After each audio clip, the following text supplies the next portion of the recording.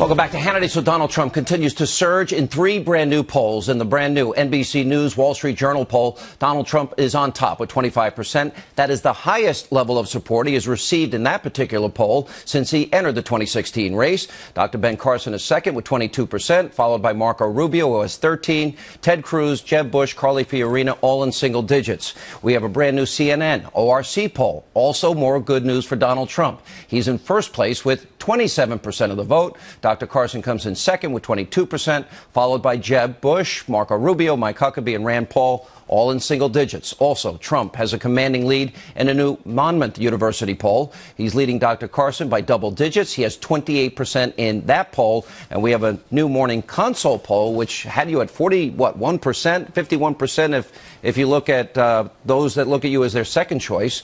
And Donald Trump, the 2016 frontrunner. What do you make of these polls? I know you talk a lot about the polls, but they have been steady, they have been consistent, and now Byron York has a piece out, and there was another piece this week, that says, finally the establishment believes you can win, and Byron York outlines how the establishment prepares to go after you as not being a conservative. Are you ready to deal with that, and what will you do?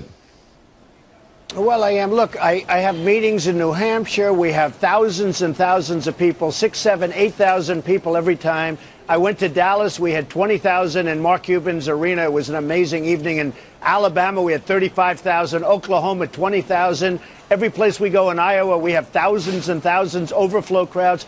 People are tired of being ripped off in our country. We're run by people that are incompetent. They don't know what they're doing. Every nation is beating us. Obamacare is a disaster. Our Iran deal is horrible. It was done by people that don't know what they're doing. I mean, they don't know what they're doing. And people see what's happening. And look, they know I do things properly. I do the right thing. And they just like what I'm saying. But when the Republicans, the establishment now thinks you can win. And what they're planning and what they're telegraphing they're planning is a barrage of ads in early states. Huge buys, millions and millions of dollars, trying to chip away at your conservative credentials with primary voters. What do you think is the best way to respond to that? But they're not buying. The candidates aren't buying the ads. The people that are buying the ads are the special interests, the donors, the people that are lobbyists. You know, you have lobbyists. I know half the lobbyists. I used to contribute to the lobbyists. Who knows more about a lobbyist than me? I know the good ones and the bad ones. But the lobbyists are going crazy because when they come to me, say they want me to do something for all these companies, even though it's not in the best interest of the United States, I'm not going to do it. When the special interests tell me to do something that's adverse to the people of the United States, I'm not going to do it because I'm not taking their money. Will you fight back then with your own ads and your own money? Sure, I'll fight back. Sure, of course I'm going to fight. I always fight back. I have to fight back. I guess Otherwise, that's a dumb I wouldn't question. be leading When every does Donald poll. Trump not fought back? No, but I wouldn't be leading every poll. But Sean, you have to understand, these people have hundreds of millions of dollars that they've given to these politicians, and the politicians are puppets for them. They're just puppets. No. With me, I'm going to do what's right for the country. We have $19 trillion in debt. We're going to get the debt paid. We're going to do things right. We're not going to let China rip us off anymore. It's enough already. You know that last year we had an imbalance with China of $450 billion. Who can stand that? You can't do that. And this has gone on for years and years, and nobody does anything because they have lobbyists, they have special interests, and I'm going to represent the people. We're going to make this country so great and so strong, but with that, a lot of money is going to be spent. And I just hope when people are watching this phony ads, you know, all of these phony ads that are going to be put out, that they're going to understand it's not the candidates. It's all of these special interests, Sean, that want to not have a guy like Trump because they're going to be out of business. For them, this is the art of political war for them, and I think they're serious about it because they're talking about their power going away.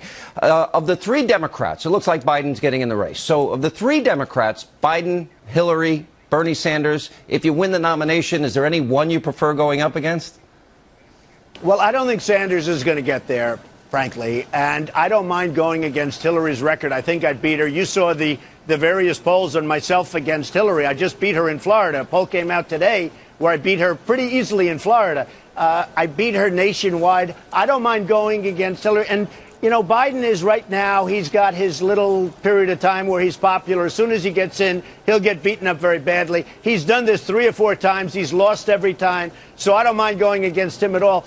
I don't want to pick a favorite, to be honest. I think I might have a favorite, but if you go by Hillary's record, I should win very easily. Have you given any thought, if you win the nomination, 3 people that you would consider to be your vice president? I have given thought, but I don't want to discuss it. It's just too early. I have to get there first. I don't like talking about it. You have so many people, they don't win, they don't know how to win. I don't want to talk about anything. I do know how to win, but that's so far down the road. I will say I do respect some of the people that I'm running against, and I respect many of the people. You have many good Republicans out there that could really help and be terrific. And we're going to unify the Republican Party. We're going to unify it and make it strong, and we're going to win. We're not going to do what Romney did last time, where he should have won an election and he lost. We're going to unify the Republican Party, and we're going to win. I heard you were supposed to be on Jimmy Kimmel tonight. Did something happen? No, I have a political event, but I'm going to do his show in 2 weeks. I have a big political event, which I can't skip. And I told him, I said, I have this event. I can't skip it, but I will be doing it in 2 weeks when I'm out in Los Angeles. There was an article that came out about Hillary. She has these big hearings coming up about Benghazi. We know that Ambassador Stevens requested security before it was denied. We know that during the attack that there was a stand-down order given, because I interviewed people that were there. They told me personally. And we know they made up this story about a YouTube video and a spontaneous demonstration. We learned that about her. What do you think about the hearings? And there was another article that came out earlier today in the Washington Free Beacon that she paid men $16,000 more a year than women. What's your reaction to those two things with her? Well, I have to tell you, I was really looking forward to the hearings, but then you had a congressman, Republican, go against Trey Gowdy and all of the people, as you know, and then you had a whistleblower come out, so that hurt. That was not exactly positive. And then yesterday I watched Trey, who I do respect. I think he's a terrific guy, but he seemed to be doing a big pivot. He said, well, this isn't about Hillary Clinton. I'm pretty good at figuring this stuff out. And he seemed to be doing, Sean, I'm sure you saw it, he seemed to be doing a big pivot away from Hillary Clinton. And I was trying to figure out what that was all about. So you may not be as happy as you think with these hearings. I just don't know. The hearings, I was looking forward to them, but with all that's happening, and I was surprised that he pivoted away so much from Hillary. He said, these hearings are not about her. Actually, we want to discuss other people much more so. And it sounded like he was sort of pulling away from going after her. So I'm going to have to see what the hearings are all about. All right, Mr. Trump, thanks so much. We appreciate your time.